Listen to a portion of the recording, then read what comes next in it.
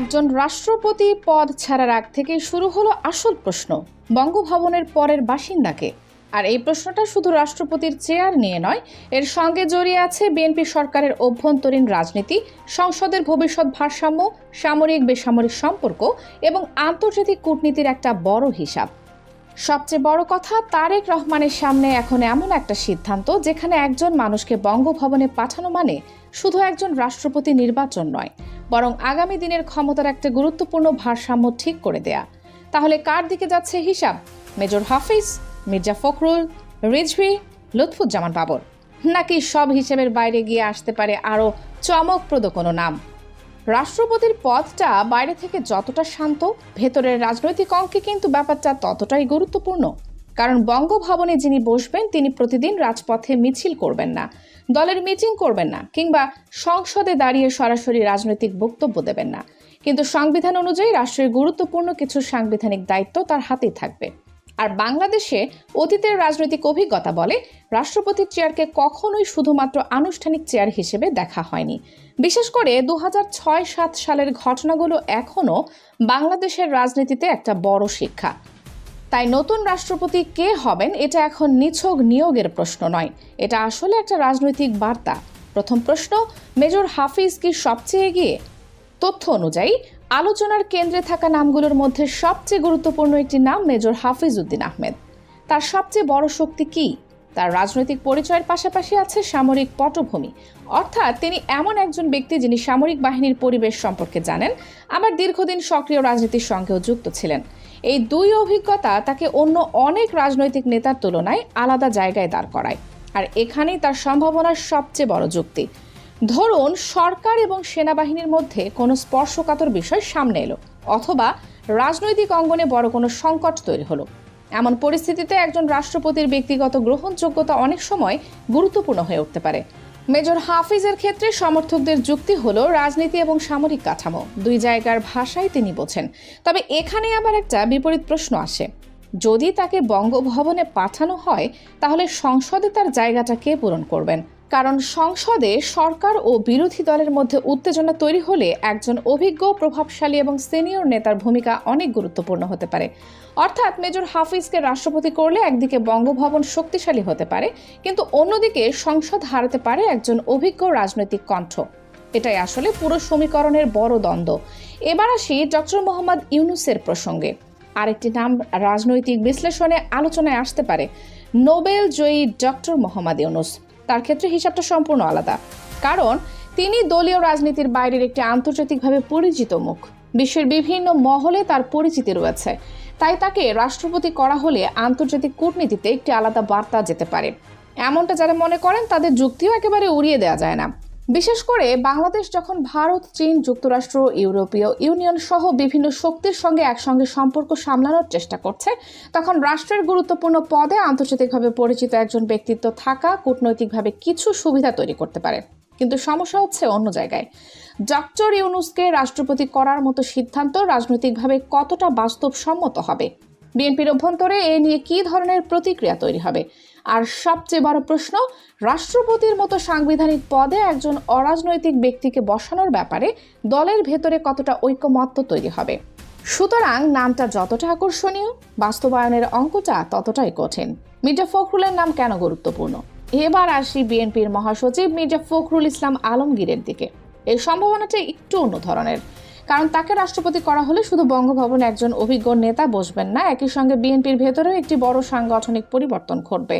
কারণ মির্জা ফখরুল যদি রাষ্ট্রপতি হন তাহলে মহাসচিবের পদটি খালি হবে, আর তখন স্বাভাবিকভাবে প্রশ্ন উঠবে নতুন মহাসচিবকে।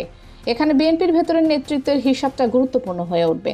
অর্থাৎ একজনকে রাষ্ট্রপতি করার সিদ্ধান্তের সঙ্গে সঙ্গে দলের ভবিষ্যৎ নেতৃত্বের একটি নতুন দরজাও খুলে যেতে পারে।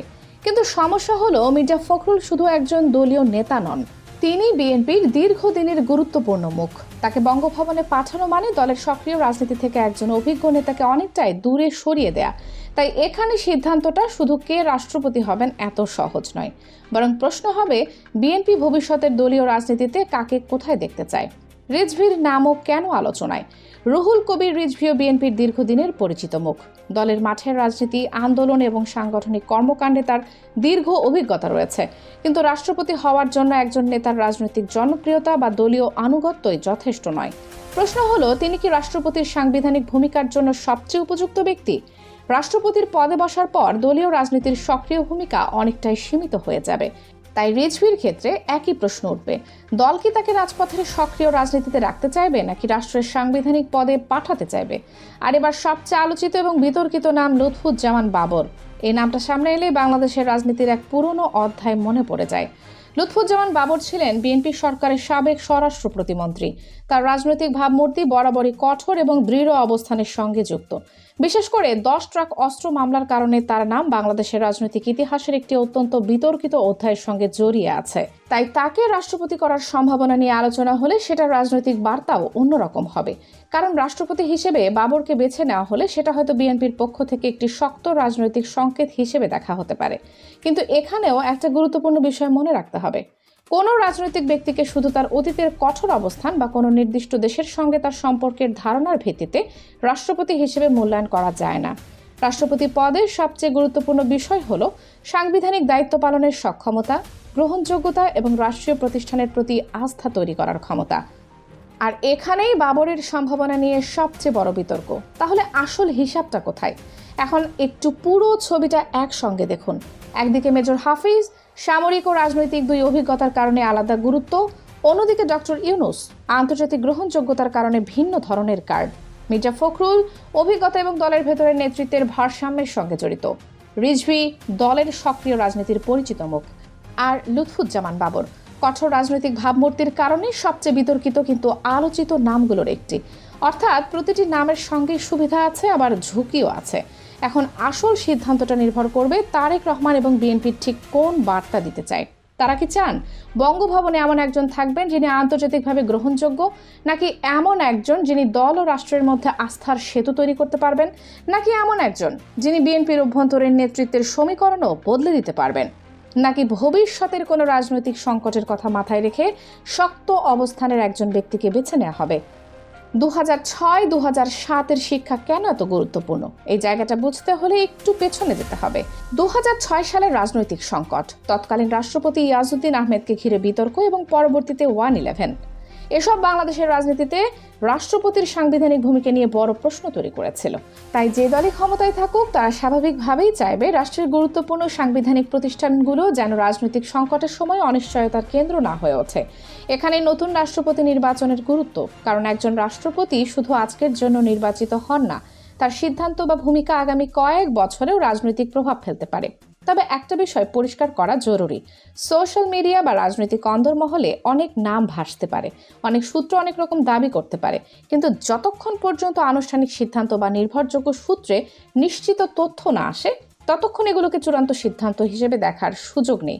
আর সবচেয়ে গুরুত্বপূর্ণ বিষয় হলো, বাংলাদেশের সংবিধান অনুযায়ী রাষ্ট্রপতি নির্বাচনের নির্দিষ্ট সাংবিধানিক প্রক্রিয়া রয়েছে।